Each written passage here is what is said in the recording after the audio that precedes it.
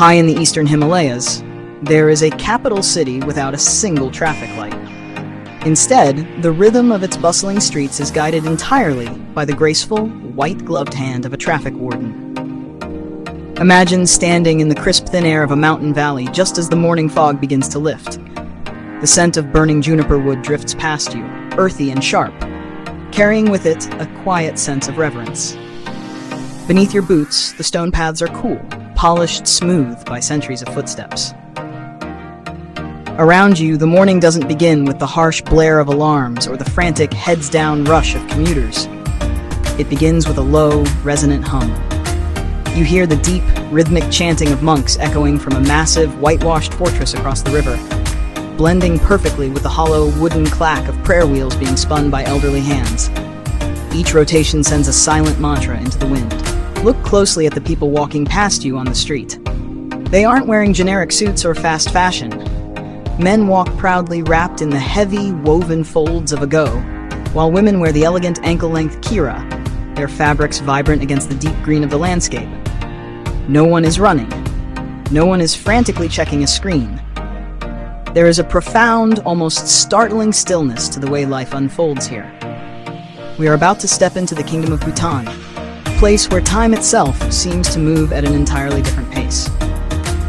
Welcome to Culture Journey.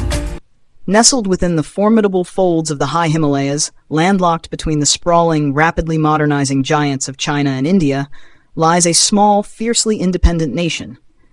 For centuries, its towering peaks and deep ravines kept it isolated from the rest of the globe, earning it the ancient name Drukyul, the land of the thunder dragon.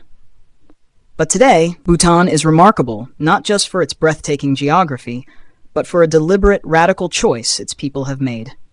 In a world that constantly demands more, faster, and louder, Bhutan has chosen a different path. This isn't just a place with beautiful monasteries. It is a living, breathing testament to the idea that a society can step into the future without losing its soul. For the Bhutanese, their cultural traditions, their deep-rooted Buddhist faith, and their pristine natural environment are not relics of the past to be carefully displayed behind glass for tourists. They are the very foundation of daily life. Today, we aren't just going to look at their mountains.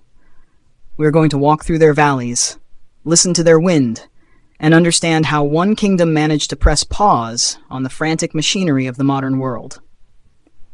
If you were standing here in the center of Thimphu, the capital, what would you notice first? It wouldn't be the skyline, because there are no towering glass and steel skyscrapers reflecting the clouds. By law, every new building must incorporate traditional Bhutanese architectural elements. As we walk down the street, you would be able to trace your fingers over thick, sloping walls, beautifully whitewashed and framed by intricately carved wooden windows. These timbers are painted with rich motifs of lotuses, clouds, and protective deities. The visual harmony is immediate and striking. It feels as though the city was grown directly from the earth rather than imposed upon it. And notice the air. Take a deep breath. It feels different in your lungs, doesn't it? It's sharp, sweet, and overwhelmingly clean. Bhutan is not just carbon neutral. It is one of the very few carbon-negative countries on Earth. Their constitution mandates that at least 60% of the country must remain under forest cover for all time.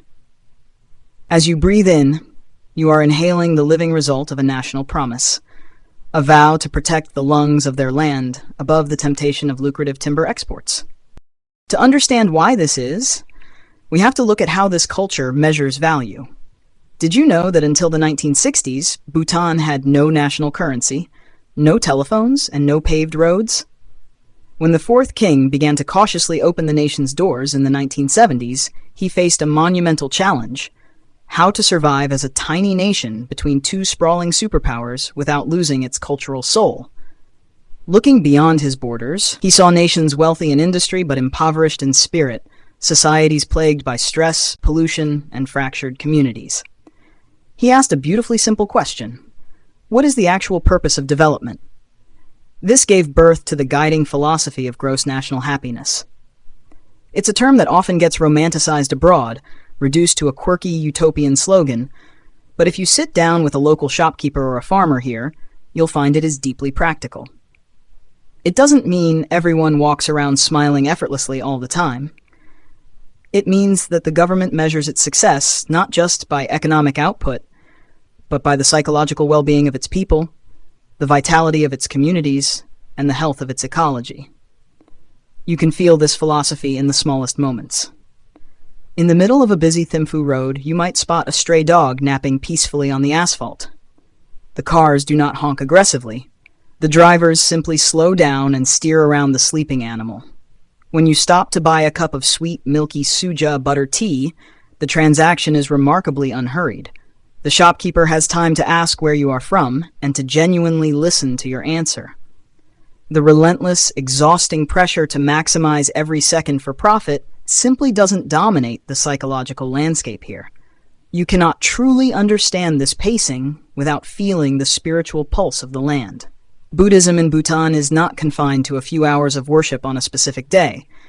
It is woven into the very fabric of reality. Let's travel a bit higher, leaving the city behind, up into the Paro Valley. Imagine the physical burn in your legs as we hike up a steep, pine-scented trail. The air grows thinner, colder, and then, clinging impossibly to a sheer cliff face, 3,000 feet above the valley floor, you see it. Paro Taktsang, the legendary Tiger's Nest Monastery. The history here is layered in magic. The local legends say that in the 8th century, the great master Padmasambhava flew to this exact, terrifyingly high spot on the back of a flying tigress to subdue local demons and bring Buddhism to the Himalayas. But whether you believe the myth or look at it through the lens of history, just marvel at the sheer human effort.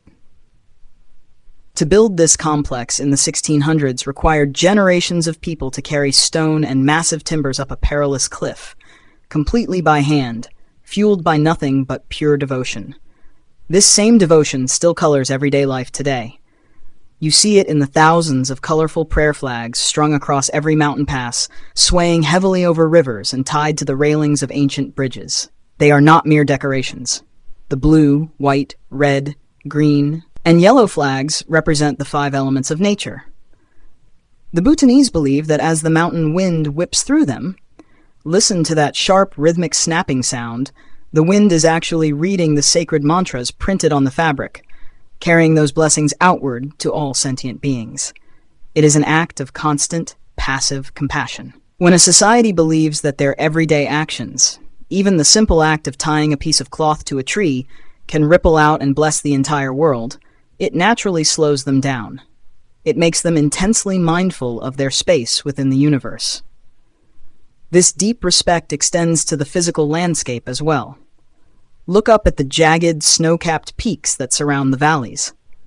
In many parts of the world, a towering mountain is viewed as an adversary to be conquered, a summit to be claimed for human glory and tourism dollars.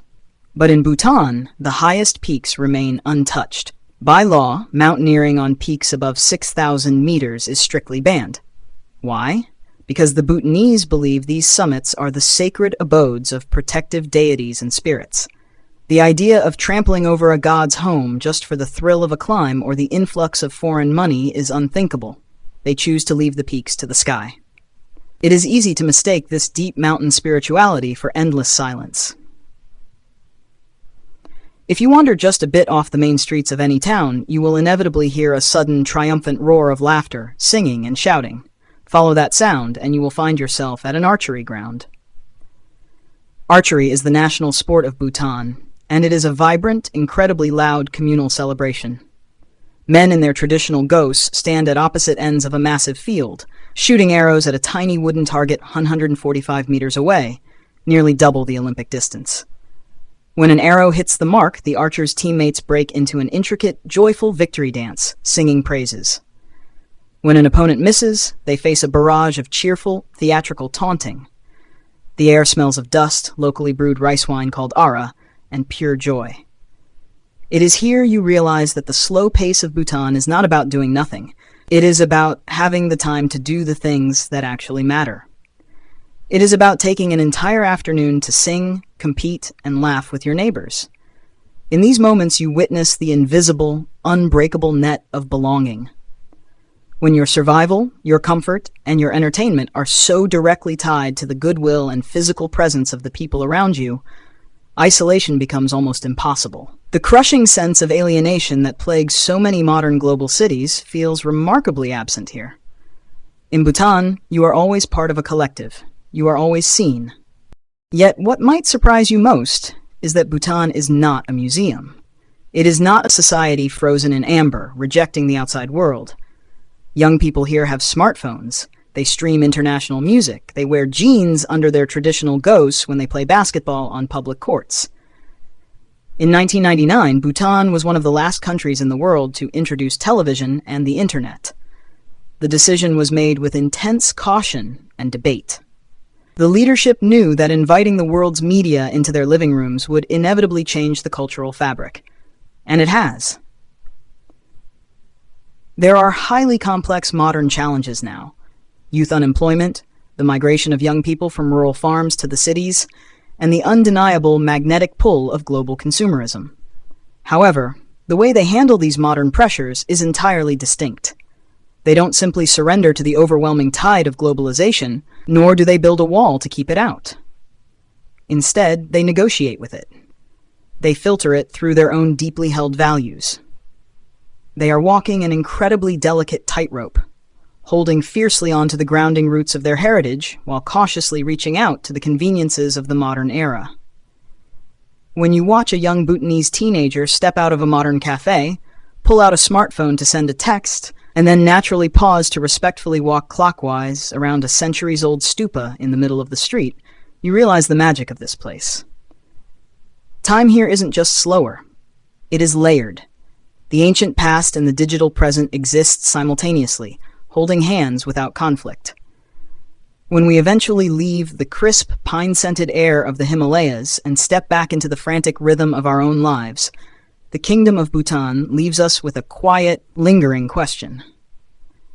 In our relentless, exhausting pursuit of tomorrow, what have we forgotten to value today? The Bhutanese experience reminds us that progress does not have to mean losing our connection to the earth, to our ancestors, or to one another. Their way of life speaks directly to a universal human craving, the deep desire for belonging and for a sense of continuity in a world that often feels fragmented and overwhelmingly fast. They show us that traditions are not heavy chains holding us to the past, but rather strong anchors keeping us steady in the storm of modernity.